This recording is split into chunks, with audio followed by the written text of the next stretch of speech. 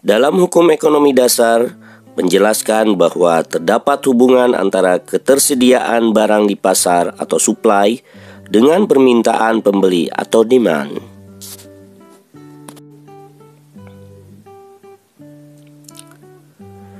Titik temu antara permintaan dan pengadaan adalah penetapan harga jual produk.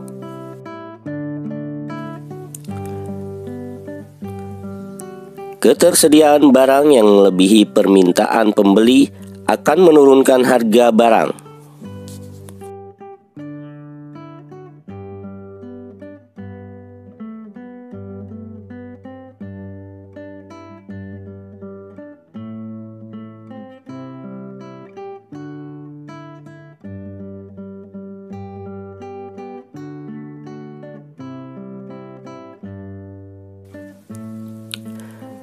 Sebaliknya, ketersediaan barang yang lebih rendah daripada permintaan pembeli dapat menyebabkan harga barang menjadi tinggi.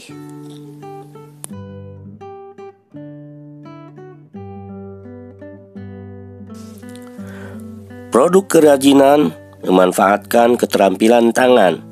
Proses pengerjaan produk kerajinan membutuhkan waktu yang lama. Industri kerajinan hanya dapat menghasilkan jumlah barang yang terbatas dalam rentang waktu tertentu.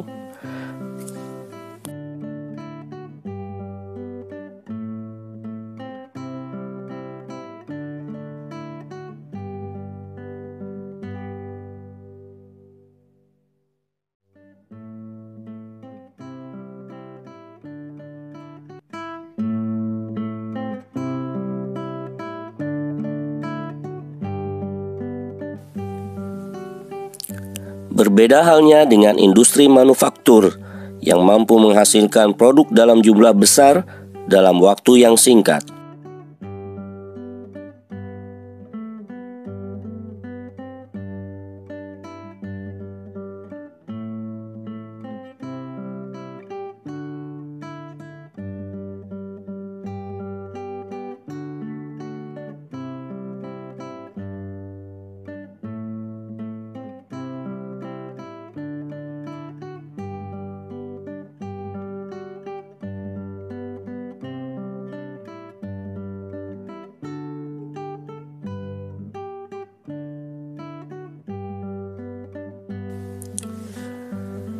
Hal tersebut memberikan peluang kepada produk kerajinan yang dengan keunikannya untuk memasuki pasar sebagai produk dengan jumlah terbatas atau kita kenal dengan limited edition atau limited product.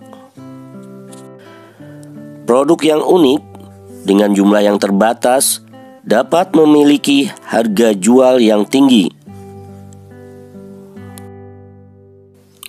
Pasar lebih menyukai produk dengan keunikan yang tinggi dan lebih banyak menghindari kesamaan.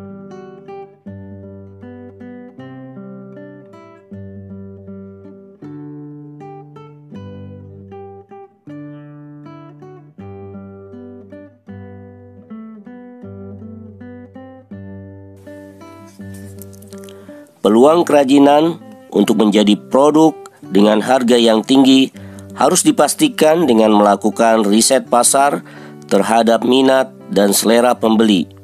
Hasil riset pasar akan mendasari proses perancangan produk kerajinan yang inovatif.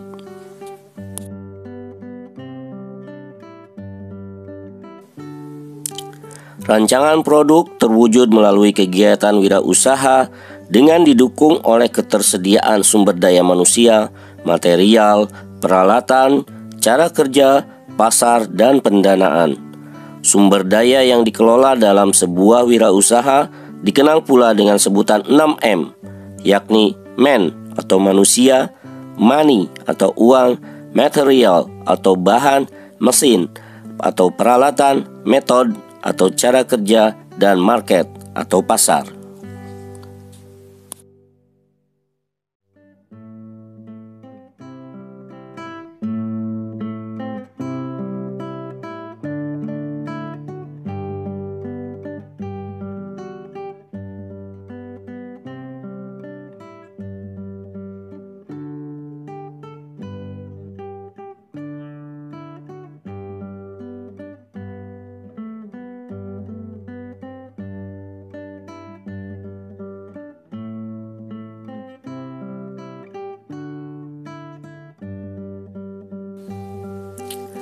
Man atau manusia, atau dikenal juga dengan SDM, sumber daya manusia, saat ini biasanya disebut dengan istilah manpower atau tenaga manusia, atau juga mind power atau daya pikir, adalah personel atau orang-orang yang terlibat dalam wirausaha tersebut. Salah satu faktor keberhasilan wirausaha adalah keberhasilan mengelola sumber daya manusia yang terlibat dalam setiap proses yang terjadi dalam usaha. Pengelolaan sumber daya manusia juga termasuk pengelolaan ide-ide inovatif yang dapat bermanfaat, baik untuk perkembangan produk maupun untuk usaha secara umumnya.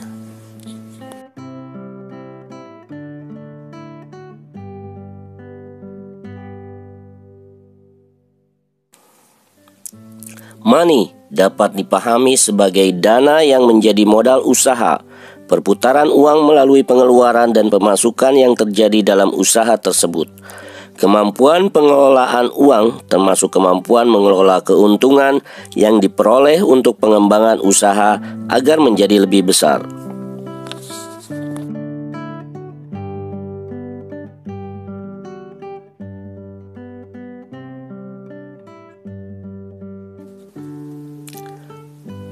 Material atau bahan, mesin atau peralatan, dan metode atau cara kerja dapat juga diibaratkan sebagai bahan yang digunakan, cara produksi, dan peralatan yang digunakan untuk memproduksi barang. Kemampuan wirausaha dalam mengelola produksi yang efektif dan efisien dapat menghasilkan keuntungan wirausaha yang lebih besar. Ini adalah ruh dari sebuah wirausaha. Keberhasilan dan kegagalan dapat dilihat dari proses rancangan produk ini, karena produk merupakan inti dari wirausaha. Dalam rancangan ini diperlukan ide-ide kreatif yang inovatif untuk pengembangan produk yang lebih diterima di pasar.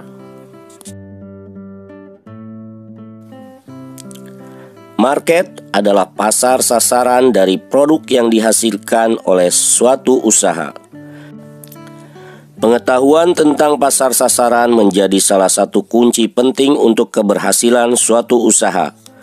Wirausaha dikembangkan berdasarkan pada kebutuhan dan keinginan pasar, sehingga peluang produk diserap pasar akan lebih besar.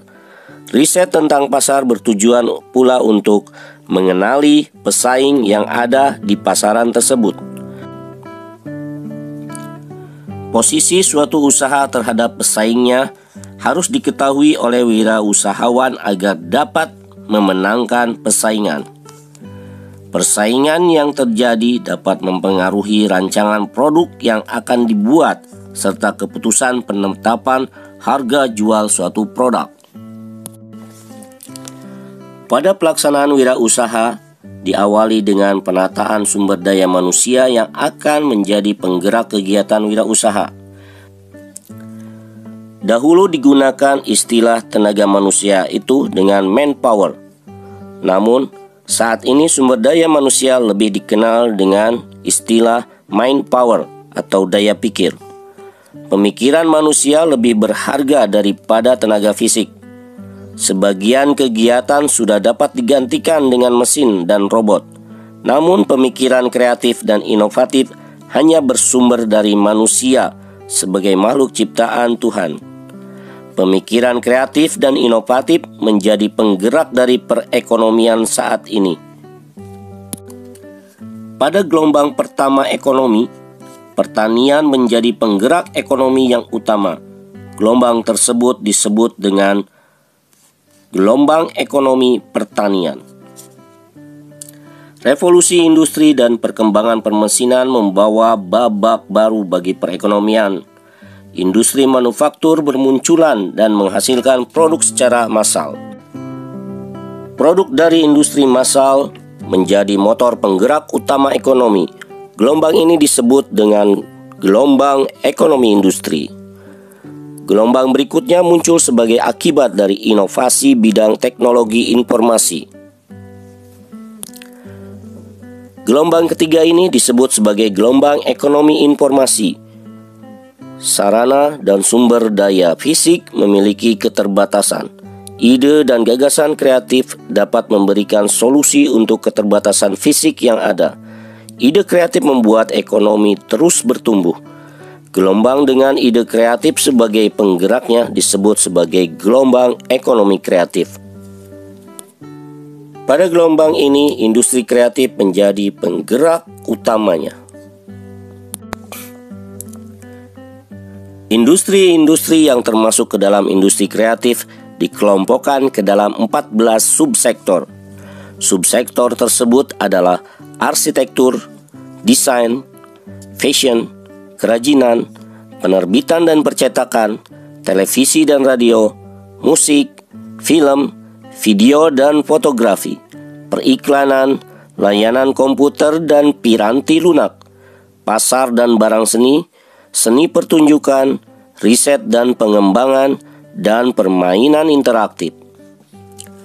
Subsektor kerajinan merupakan salah satu yang memberikan kontribusi besar baik terhadap pendapatan negara maupun penyerapan tenaga kerja.